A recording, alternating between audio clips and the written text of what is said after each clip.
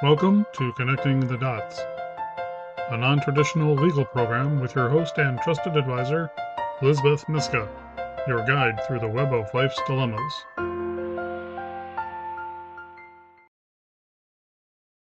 Welcome to another edition of Connecting the Dots. I'm your host, Liz Myska, and today I have the distinct pleasure of welcoming one of the participants in the 2023 White Cane Awareness/Safety Day, Jorge Sanchez.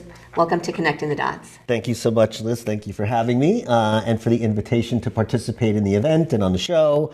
It was quite impactful, and as I mentioned during the day, it was the first time I'd been titled as a dignitary, so that was a wonderful title, and joining some of our dignitaries that I know who have participated before. So our Executive Vice Chancellor, Lisa Colombo, John Irwin, Jill Terry, and other folks at UMass Chan Medical School who participated and continue, to speak very, very highly of their experience and really thinking about how we bring this work into the medical school. And if I may, a quick shout out to my sighted guide, Patty Flanagan, an awesome experience with Patty. She helped me through. She held you up, right? Absolutely, literally. Or lifted you up. That's right. Lifted you up. Well, for the sake of the audience, because even though I've done previous shows on White Cane Day, this year, 2023, was different in the sense of, yes, there were dignitaries who were coupled with seasoned sighted guides, such as Patty Flanagan. But we had it at a different venue. We had it on a college campus, Worcester State University, rather than having it downtown here in Worcester. And instead of, we did the walk, so the dignitaries are coupled with their seasoned guide and walk, but we also had an indoor activity as well, right. Led by my colleague, Dr. Michael Marciello, who was also visually impaired. And instead of the debrief including a large audience, because that's what we've done before, of both guides and dignitaries and VIPs, visually impaired people, we kind of curated it a different way this year, much more focused on, I would even say health and wellness, even though that might not have come through, but we definitely wanted to talk about mobility. And actually, that's why I'm curious because my lead up to it was the same, because I deliberately do not give the people who are participating a lot of information. And I do that because we VIPs, visually impaired people, don't get a lot of information either. So I just to bring you back to when I was first in contact with you, yes. I recall you had a lot of questions, yes, and I thought, oh no, here's somebody who's going to ask me questions that I'm not going to reveal. Absolutely, you're spot on. Could you just comment? Did that feel unusual? Did you feel Absolutely uncomfortable about? I don't know what I'm getting into. Yes. I mean, first of all, it was an opportunity to sort of, coming into this work in terms of diversity, equity, inclusion, and belonging, we think about what are the types of things, the work that we have to do. And we talk often about mirror work or window work, where we can look outside and sort of the impacts of our culture, of diversity, and what that means to us. But then there's also the added work that we have to do ourselves. And this was a real opportunity to look at this with curiosity and humility and being courageous. But my inquisitive self also wanted to know, what are we doing? When are we doing it? Where are we going? And all those things. So I think it really set the tone, right, for the model of this type of work is we don't know everything. There's a different perspective that we have to take on and learn about and immerse ourselves in experience, which was just that. I think this White Cane event was such a model for that experience going in the unknown, without having that perspective. And then really thinking about and reflecting upon that, and then thinking about what can I do, as an individual, but then how do I bring that experience back to our organization, and think about how do we lay out a plan and approach towards engaging people, educating people in the importance of this work, and what does it mean to us as a community, and what does it mean to the people we serve. Right. So this is interesting because now I read what you had to offer in preparation for today for this program. But now it's striking me mirror or window, because I can no longer see myself in the mirror, and I can't see out the window. So that really is intriguing to me, because that I was putting you in the situation by blindfolding you that you couldn't see. And now, and again, I'm sorry, Dr. Hirsch, but I'm going to have to talk about. I think it was Dr. Hirsch.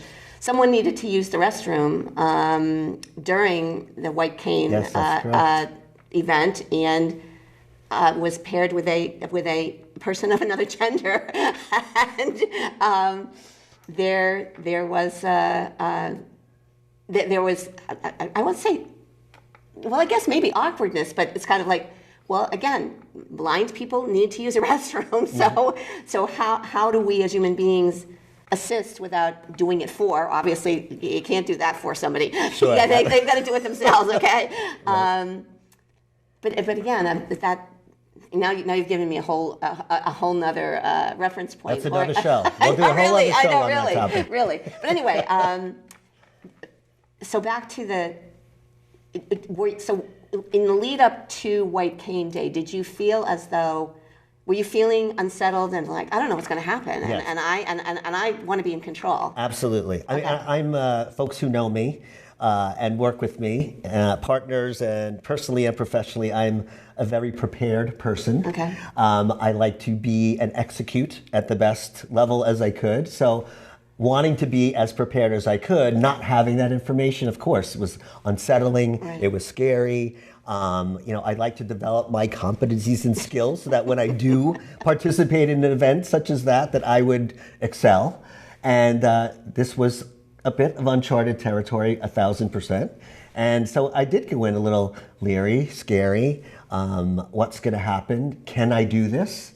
A level of, will I be embarrassed? Because I don't know how sort of the community operates and navigates the world, or how I can support someone who's visually impaired.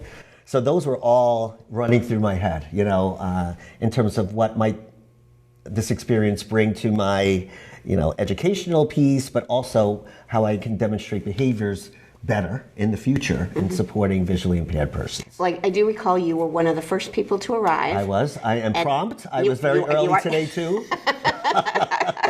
And that you seemed very eager, and I don't know if that was a cover-up. I was like, let's get this over with, or let's because oftentimes people want to whip that blindfold off as soon as they're able to whip that blindfold off. They're whipping that blindfold off. Yeah. Were you? So again, just comment. Sure. On anything that I do think, as I sat in the car ready to get out, you're like, there they are. you have to sort of level set and say, Yes. this is an experience that Right. I'm not sure when this will happen again. Yeah. I've got to take that all in. And if I'm really going to benefit from that, that I really needed to sit in it. And you need to sit in it and feel it and experience it. So when I went up the stairs, before a hello, the blindfold was on.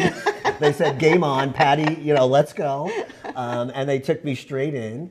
So it was more, this was a real space for me to learn. Mm-hmm. And again, when we think about diversity, equity, inclusion, and belonging work, it is all about a growth mindset, that this is a journey, and part of this is exposing yourself to, uncomfortable situations and experiences or conversations. And this was just that. And, if I was going to bring the full impact and attain the maximum impact of that experience, then I needed to sit in it, and I needed to be uncomfortable, and I needed to bang into the elevator, and I needed to walk into the stairs, and, all of those things that we experience that were, that are real life to so many people, Exactly. and that live with disabilities. One other comment at the very beginning, because you probably were very aware that our group is very cohesive, and cohesive meaning the people who have trained with us may not have seen each other for a long time, a year or a couple of months or whatever. But the decibel level, everybody's like talking and everything like that. So as you were approaching the group, and you still were able to use your eyes, were there anything that you were noticing other than that what was going to happen to you, and you were preparing yourself? Mm-hmm. Any thought? Because I'm always trying to shush them up. I'm trying to shush them up because, or let that wash over someone who's coming in for the first time to say, wow, these people know one another. If you can permit yourself to think about the other people, because again, this is happening to you. Right. Any thoughts about that, or am I? No, I think it felt like I was walking into a safety net because they were so sort of involved and engaged and excited. Okay. Yeah. Bundled up, of course. They were all bundled up. I did notice that, so it was going to be a little chilly out there. But it felt like they were clear about their intention on supporting. Everyone knew who was going to be playing what role as part of the day. I heard that conversation. Patty was right there, ready to receive me. And it just felt like there was a community, of folks who have done this before, folks who were sighted and who obviously were impacted, whether it be an experience, personal or otherwise, that have now committed to doing this work and supporting you and advancing, this initiative. So it sort of felt like I was entering into a space of safety and I was going to be taken care of, and that, it was going to be a ride, but they were all going to be there to catch me if they needed it. Right. So that's sort of like how it felt, that there was a communal feeling and that I felt safe, although uncomfortable, but, there was a safety net there. Right. So were you inside first and then you went outside? Correct. So I did a tour of the inside, Yes, of the campus, and then when folks joined, we then later, went outside for the walk. Okay, but you were in Dr. Mike's session first. That's correct. Okay, all right. So we only have a certain amount of time, and I want to pick and say, what did you think about this? So any comments about Dr. Mike's portion at the beginning before you went outside and you experienced the campus and other things? I'll just put it that way. I mean, again, I think it's, laying the foundation for the experience, understanding that it's important. Again, this whole perspective taking piece, that, walking outside, he was readying us and positioning us for what was to come.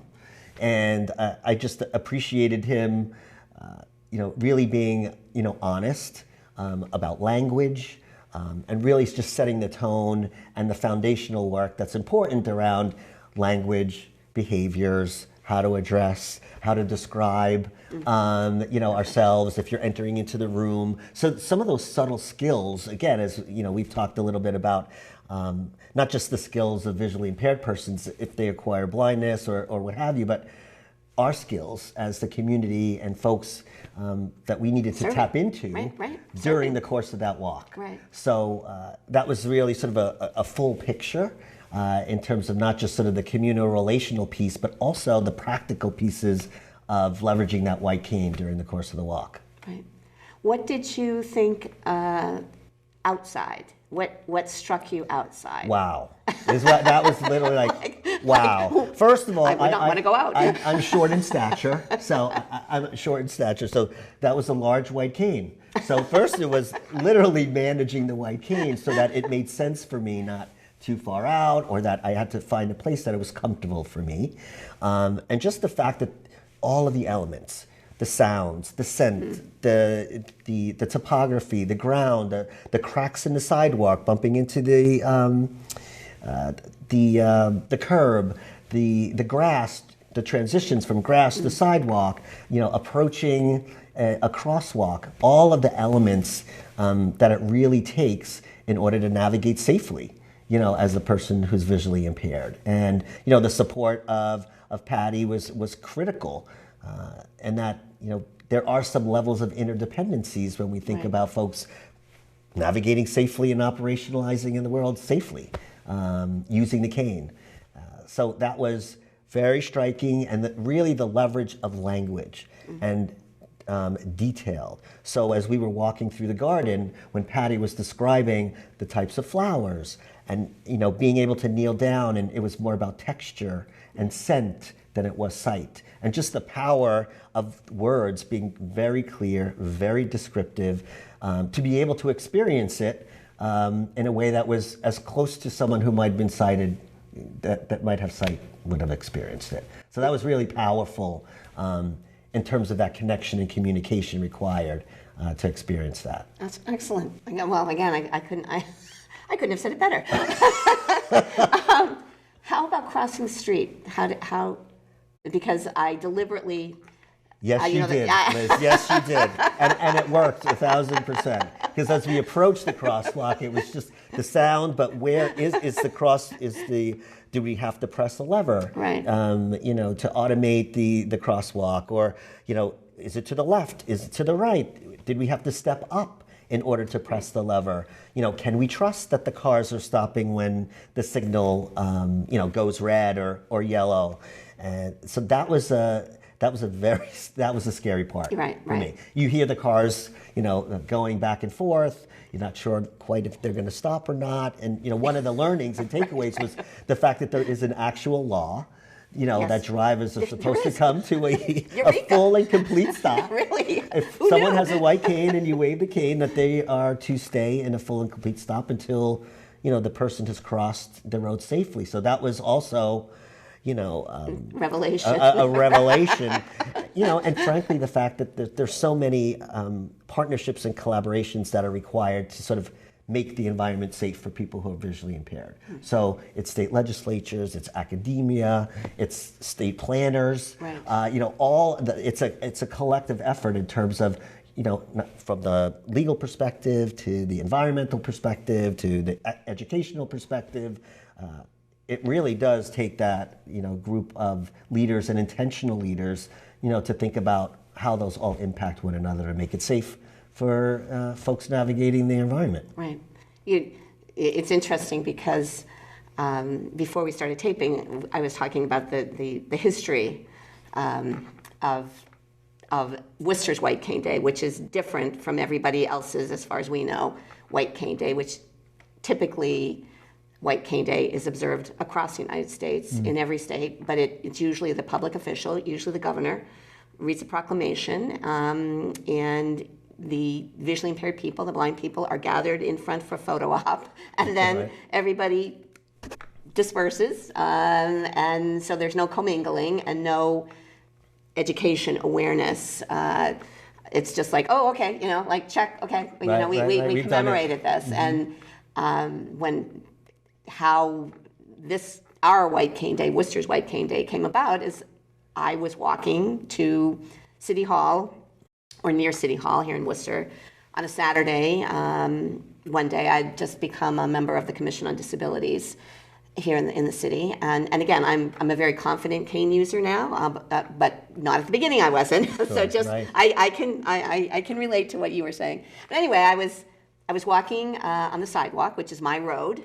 And I could see that there was a setup happening on the common, a rock concert or skating or whatever. Sure. And there was electrical cords, and people were taking things out of trucks that were parked on, next to the sidewalk, and boxes. So my road was obstructed by hazards. And so as I'm nearing these hazards, I am calling out to no one's paying any attention to me. They're all, engrossed in their work. And it happened to be a passerby on the opposite side of the street yells out and tells me what's going on. Well, gee, that's very helpful. I know what's going on, okay? I know what's going on. But that is that's not going to help me. So the passerby across the street came down and assisted me, but again, did not know how to assist me. To step down into the road. So now I'm in the road and, with the passerby. But I thought, I've got to put people in a blindfold. They have to understand that, sure. That I have every right to be here, just like they do.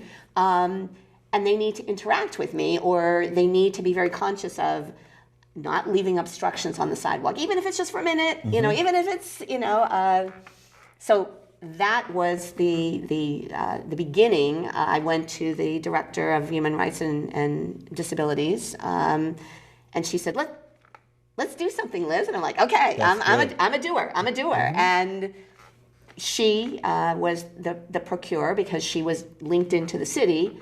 she went to the city manager. The city manager said, okay, so-and-so from traffic engineering, so-and-so from DPW. So in other words, he decreed, you guys are going to participate. Well, it turned out that the head of DPW weaseled out of it because he was scared, okay? Also had a police chief and a city councilor that year. So we also were utilizing the optometry school, which is here in Worcester, MCPHS, Mass College of Pharmacy, and the third year optometry students, which we called the white coats. Well, a whole group of the white coats and their professor, Dr. Lou Frank, optometrist, came down. And when the head of the DPW didn't show up, Dr. Lou went under blindfold.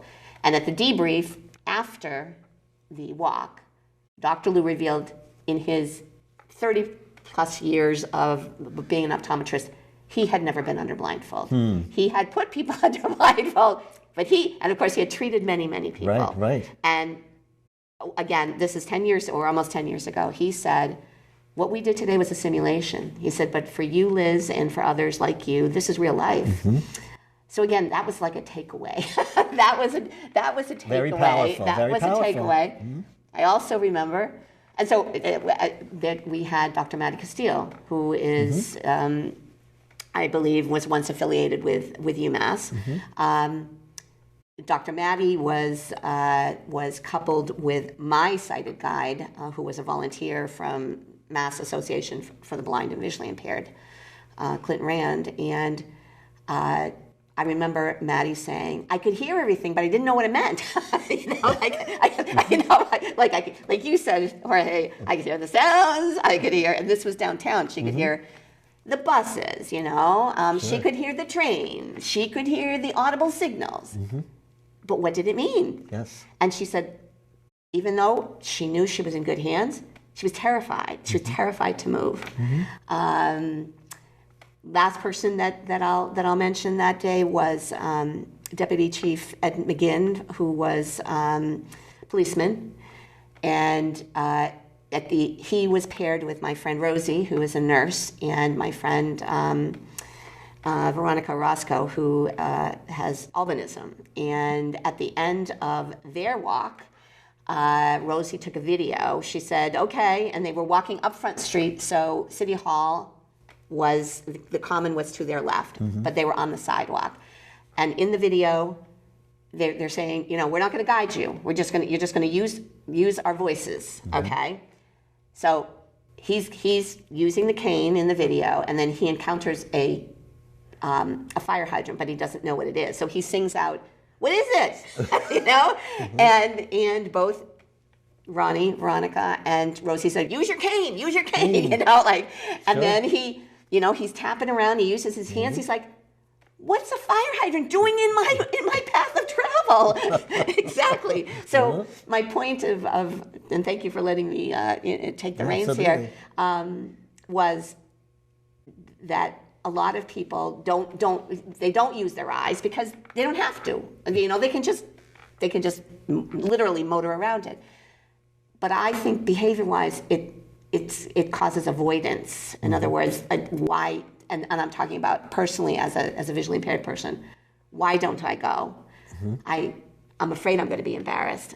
I'm afraid that I'm going to be paired with someone who's going to say, "Oh, you're being ridiculous. I'll help you," and then they're pushing you, prodding you, plopping you down. Right. And I think it absolutely applies to the medical community as well, because there's absolutely a fear factor. You're going to tell me something that I don't want to know. You're going to talk above me. You're gonna chide me for, you really should be keeping track of that diabetes or whatever. It's like, well, what's the point? Right.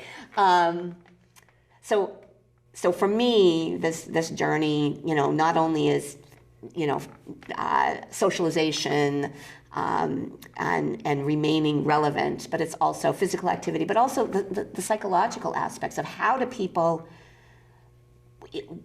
pal together, work together, even if, and so I believe that's empathy, that even if your plight is not my plight, that we're not walking in lockstep, but it is a two-way street. Absolutely. Well, that we complement each other when we bring our unique experiences, our life skills, our unique identities, All of that is so meaningful when we think about any type of work. If you want to advance equity, if you want to advance education, if you want to, advance skill development, those are the types of things that, at least for us at For Health Consulting, that's frankly one of our core principles: better means all of us. So when we think about innovation, working together in collaboration, and really, again, in service to communities, all communities, and for everyone, that really does mean that we leverage the unique skills that walk around the halls or through the Zoom windows now of our organization,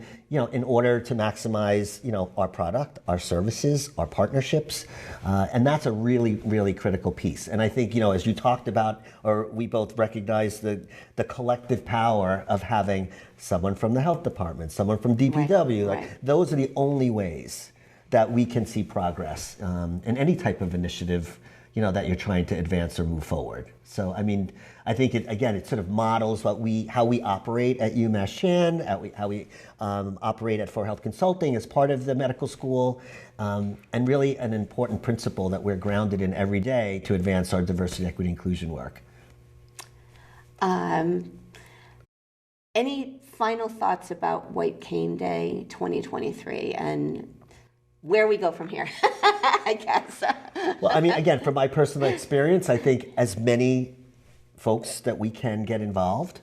I think it doesn't have to be one day, as you mentioned earlier, that it doesn't have to be a single day, that we can make space for this type of work throughout the year. As there's interest, if we're intentional about our work, that we'll create that time. And we will create that space and, engage our community as best we can to, spread the scope and the scale of this work. And working, again, in partnership with you, thinking about who else might be interested in taking part and being courageous and building empathy and finding perspective, and how they bring that back to their work every day. I'm just coining a new phrase, because I'm a wordsmith, as you seem to be as well. So I'm calling it making waves, and it's like C, not S-E-E, but S-E-A. and that stands for sensitivity, empathy, and accessibility. So thank you for sharing your thoughts about 2023 White Cane Day, and we'll conclude this segment, and we'll come back with another thing about belonging, diversity, equity, inclusion, and belonging. All right, wonderful. Okay. Thank you. Thank you. Join me again for another edition of Connecting the Dots. Please note that the information provided in this show is not a substitute for consulting with an experienced local attorney and receiving counsel based on the facts and circumstances of a particular transaction. To contact Lizbeth, email her at lisbeth@elizabethlmyska.com or call her office at 508-753-7681. We're online at connectingthedots.lawyer. Executive producers, Lizbeth Myska and Jack Peacock. Producers, John Medberry and Bill Hamilton. A production of Elizabeth L. Myska, JD, LLM, in association with Compliments.